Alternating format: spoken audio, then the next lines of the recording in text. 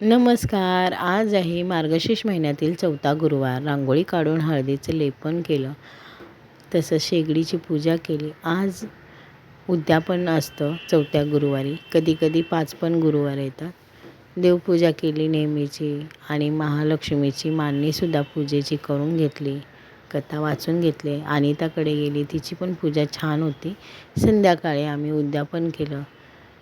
एकमेकीकडे हळदी-कुंकवाला गेलो. एकमेकीला भेटलो, खूप गप्पा मारल्या आणि एक पुस्तक, फळ, फूल देऊन आम्ही अशा प्रकारे सगळ्यांनी उद्यापन केलं.